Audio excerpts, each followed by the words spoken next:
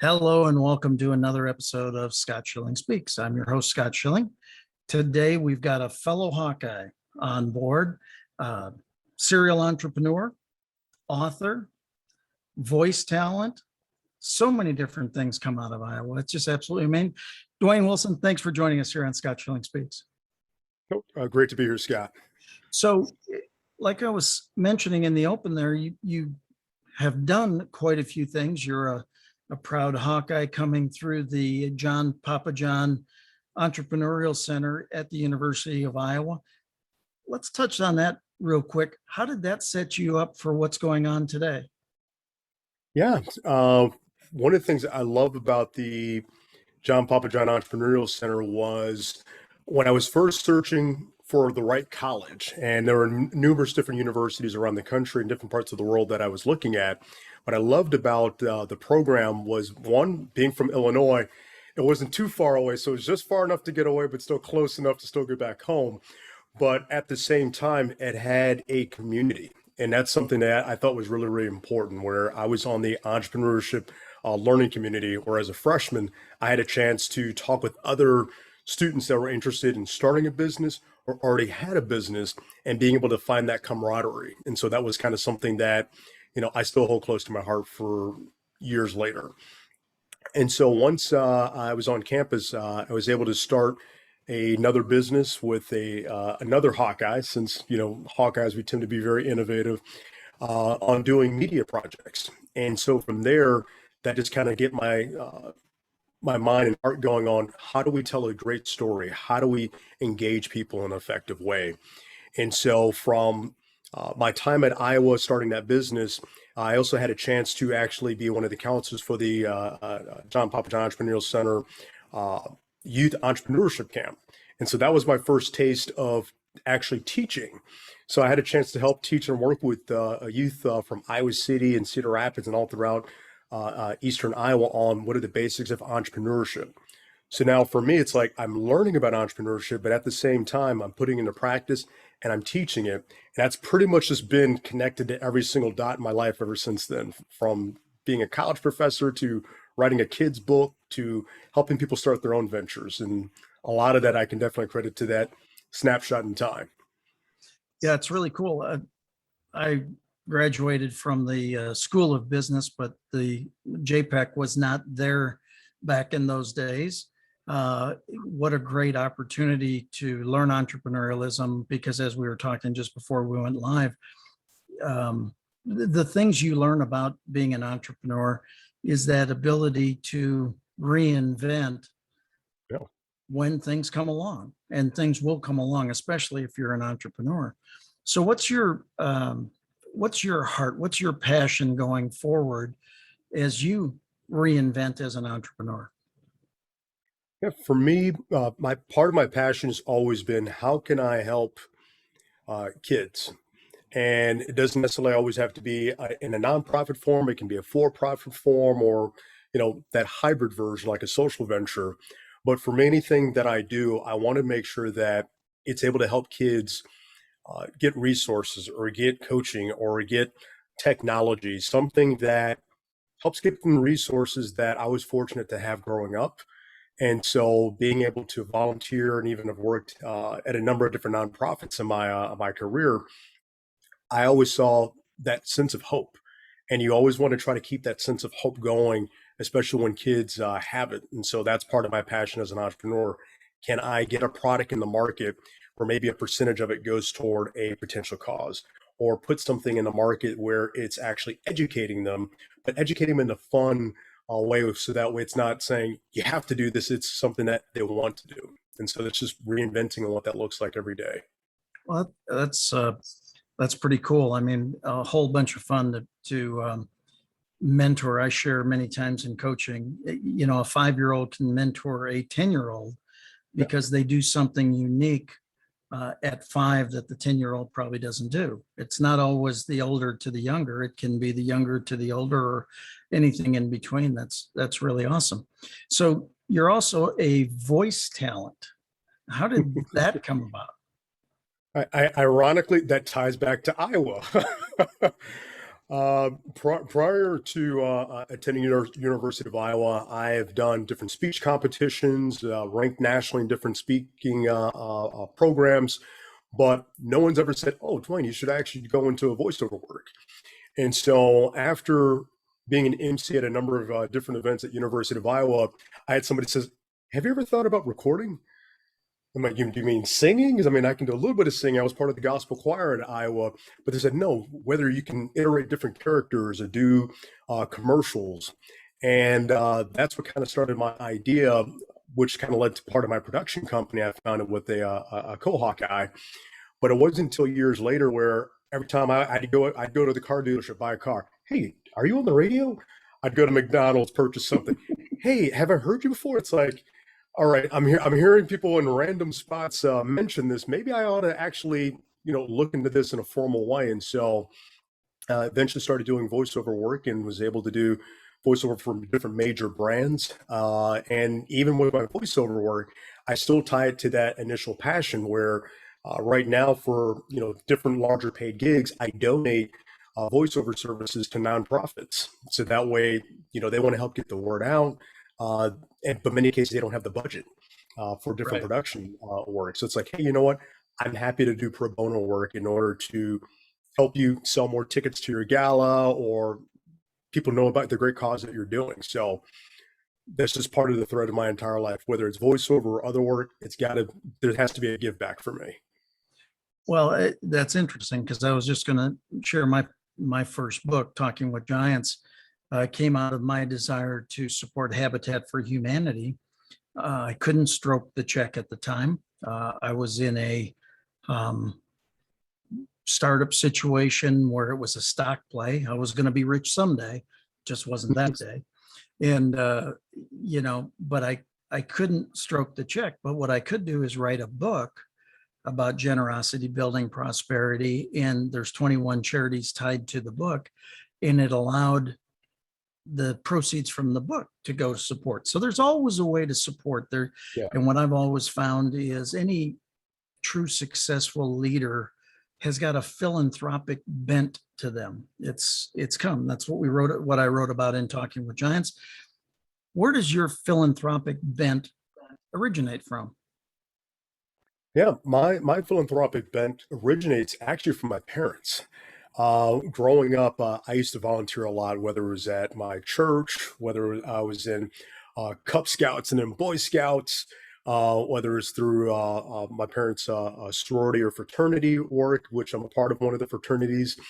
And it's always been a life of service. And, I'm a big comic book person. And so one of my favorite superheroes is Spider-Man.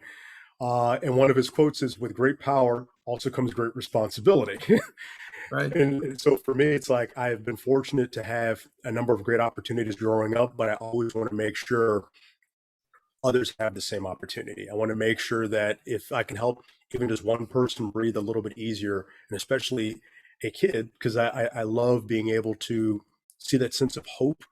Because if you can keep that sense of hope in a young person's life, they're going to pay that dividends forward on how they treat people, how they look at the world, how they help shape the world.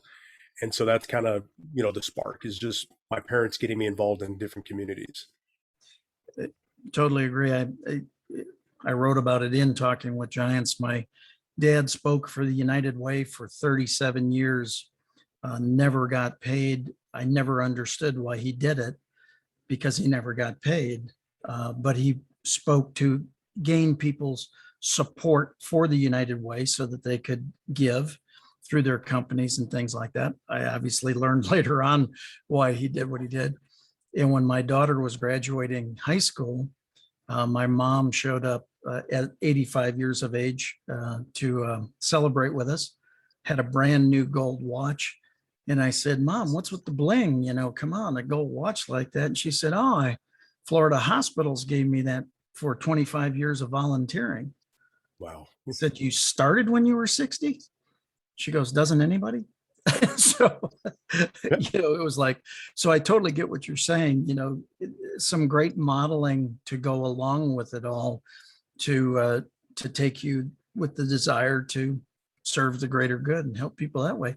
You mentioned kids and wanting to make sure that kids have an opportunity to live life to its fullest and do everything. You've written one children's book.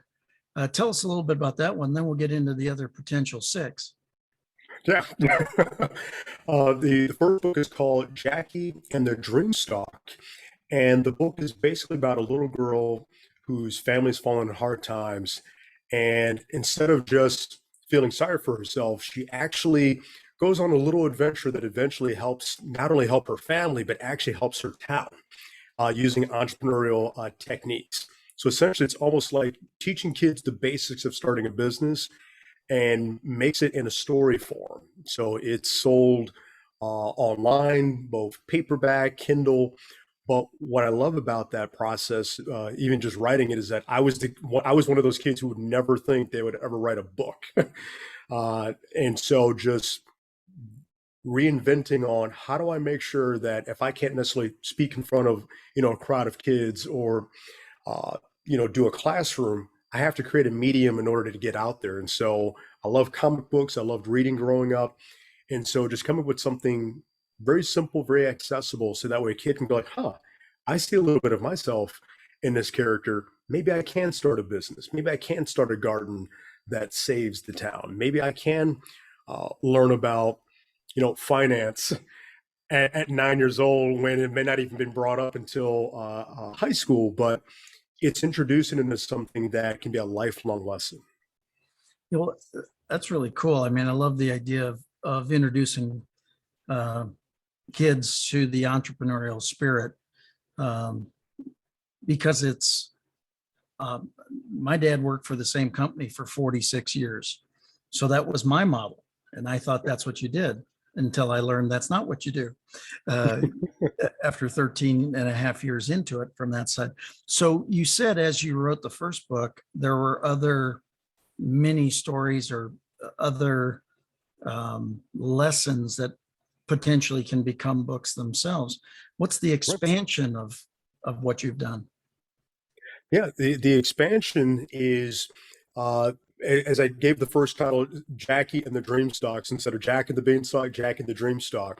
Each of the stories is a slight iteration on the title just for familiarity to other classic fairy tales. So it's, we have The Ugly Duckling, but I have a book that's called Project Swan. So that way it's teaching kids that may be from, challenging communities where people may often view it as ugly duckling communities. They're able to help beautify the community. They're able to help come together, learn from one another different lessons on how do you work effectively as a team. So this one's kind of like more of like a team building and a team management book, but it's teaching kids, I know how to work with kids. Those of us that are in business kind of go like, that's almost like basics of project management, but it's done in, almost like a fantasy setup. So each book has its own lesson. I even have one that focuses on instead of Cinderella, going to the ball, it's a little girl named Cindy who actually figures out how to make a some type of biofuel from pumpkins. So they're contemporary, out of the box things, but it's teaching kids that just because you're a kid doesn't mean that you can't be part of the world. Doesn't mean that you can't be part of starting your own venture, and whether it's helping your life or helping your family or community. I always want kids to not put limits on what they're capable of, because growing up, I never put limits on myself what I was capable of. Yeah, I mean, I think that's really, really interesting because, again, there's such an entrepreneurial bent there. There's such a, I don't have to, I can take the lead as a child to go do something specific and maybe gather some people around me to go, make some things happen. I think that that's an interesting, it's interesting to hear, because everything you're saying is on that path. Right. And you kind of go, I don't think I was on that path at that age. I wonder how that all happened. So was entrepreneurialism really modeled to you prior to Jpec? Or Yeah. was that where it was really exposed or just built from there? It was modeled to me at a very young age, probably before I even knew the word entrepreneurship. I still remember being in first or second grade, and I could start off with the basic portion of my lunch and end up trading to get higher value lunch items. Like, okay, I have two Reese's Buttercup. I can trade this and get two chocolate milks. I can trade one of the chocolate milks and get a sandwich. And so just learning that. And my parents thought that was interesting because I found out that, my family used to have different businesses. On my dad's side of the family, they used to have a chain of stores in Chicago, and even other different ventures, going further back. And so the running joke was like, okay, you're just one of this generation's entrepreneurs. And it's like, okay, so how do I share that knowledge in an effective way? How do I embrace that? Because entrepreneurship is not always easy, as you know, but it's reinvigorating because you feel like you have a sense of controlling your destiny, or at least having an impact on your destiny, not just from financial standpoint, but also from something coming from your mind and creating it in reality has a very fulfilling experience. Yeah. Again, I think that's really true that one of as hard as entrepreneurialism is at times, somebody said, what does that mean to you? It means I've made money and lost money multiple times. But you go after it, right? You see a need. As a sales trainer, I share many times that people make sales way too hard. It's really 4 words: identify problem, provide solution. And that's also the heart and soul of an entrepreneur, is they've identified a problem and they're providing a solution. They're taking maybe a new look or a fresh look, or maybe it's just a look from their frame of reference to now solving something. And so how do we encourage more people to regain that entrepreneurial spirit, especially in what we've gone through the last couple of years? Yeah, I think it's probably honing in on listening, listening to people, what they're excited about, but also listening to what their pain or complaints are can often be an opportunity to identify an area where you can serve.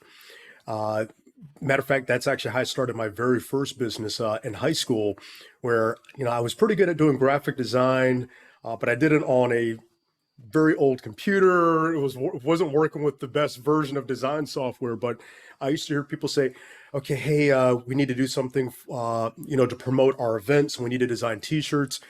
We don't know anybody who can design t-shirts. So I actually used to design graphics for t-shirts. And then eventually I did it for a couple schools.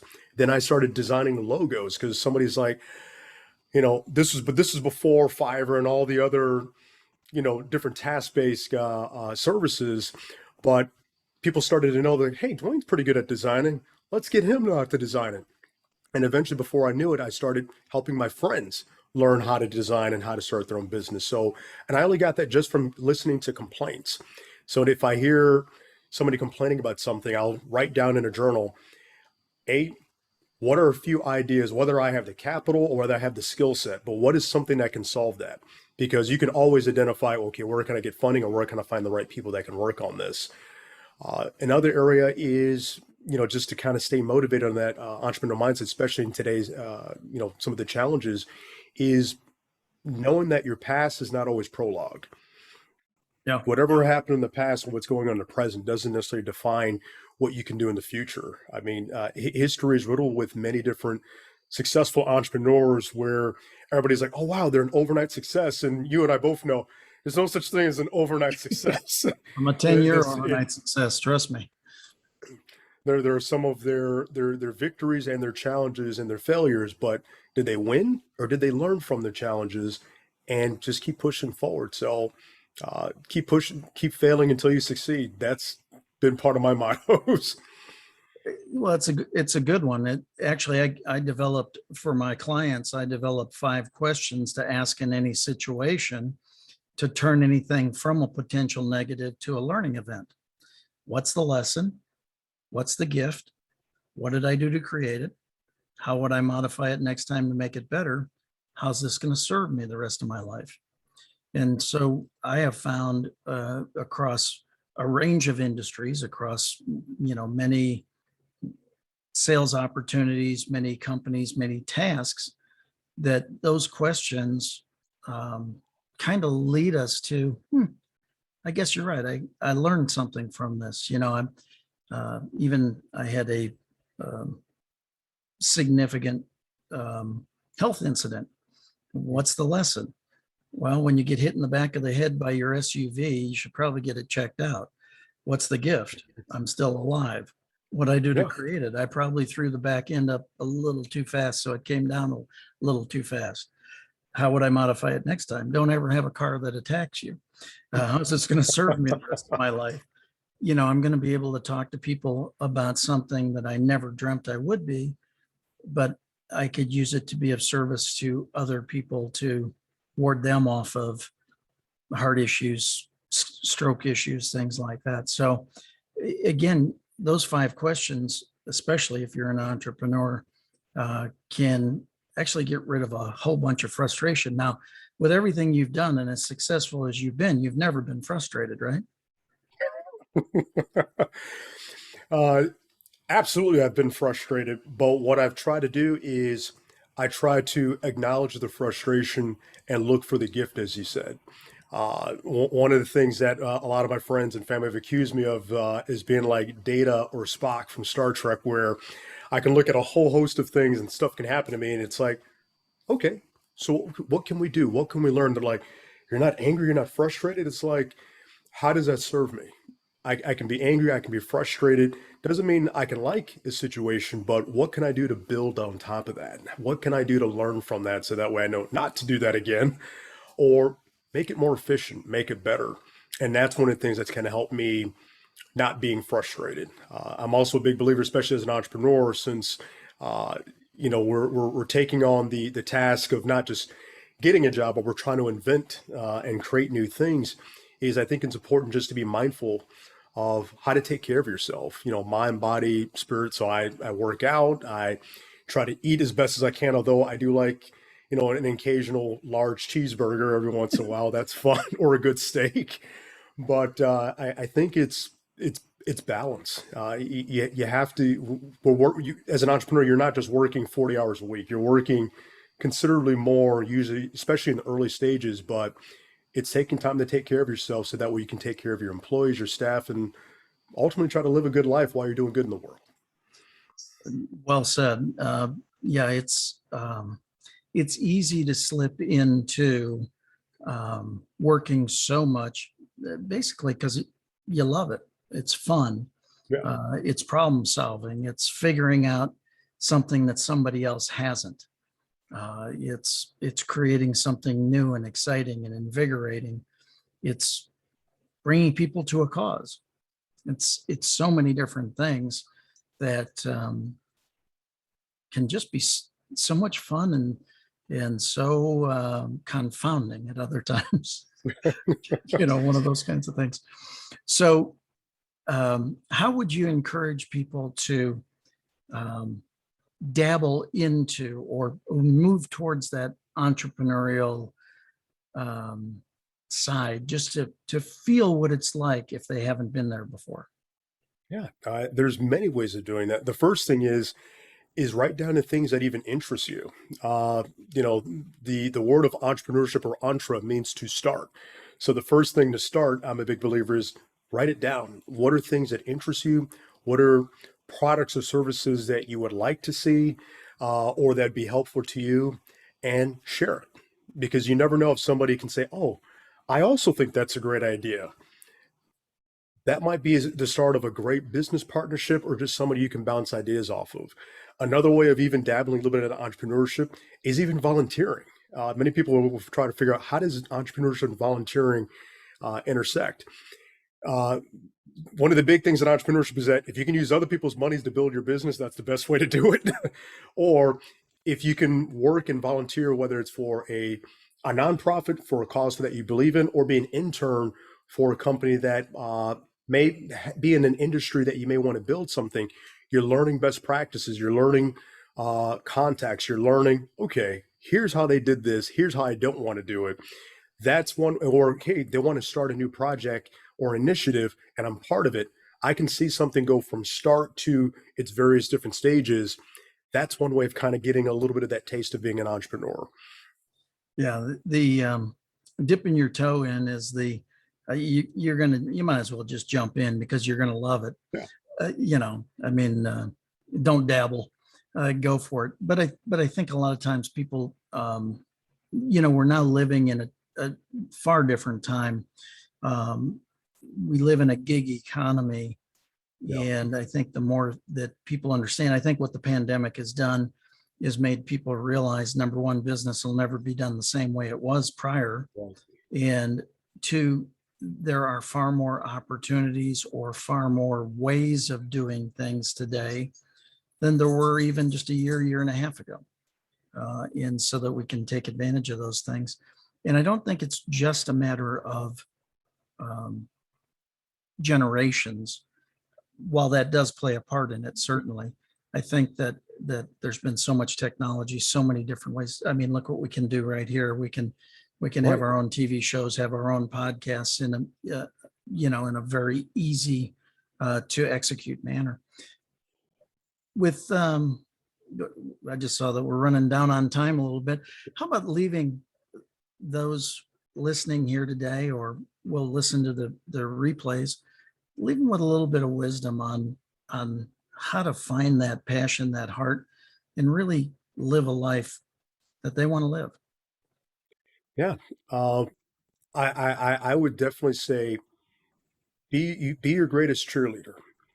And one of the best ways to be your greatest cheerleader is to write down what your goal is or what your dream is. Even my email actually has the word dream in it, because that way, if you are able to write down what are some of the things that you want to accomplish, and keep it in front of you, because sometimes we talk about our dreams, but we never hold ourselves accountable to them. Right. If I had the same mentality when writing a book, I'll write it someday, I would have never written it until I actually had a sticky note on my screen. It's like, oh, did I write down a sentence today? Did I work on a graphic today? So write it down, post it in front of you. Over time, as you start to make progress, you'll start to believe that you can actually do it. And then after that, you get addicted to what's next? What can I work on? How can I help serve? But the first thing is write it down, hold yourself accountable to it, and have fun. If it's not fun, long term, it may not be the right thing. But if it's fun, even though there may be some frustrating moments, as somebody who's had some successes and some failures, it's definitely worth it. So I highly encourage you to do it. No matter what stage in life you're in, you can always move forward and build your dreams. Some great wisdom. Really appreciate you being here today. How do people get a hold of you if they want to reach out? Yeah, they can get a hold of me by either emailing me directly, a call to dream@gmail.com. They can also go to my voiceover website, which is voiceoversbydwayne.wilson.com. Perfect. Thanks for joining me. LinkedIn. And LinkedIn, that's right. Thanks for joining me here, Duane. Really appreciate it. Thank you all for joining us here on Scott Schilling Speaks. We'll see you again tomorrow, exact same time. God bless.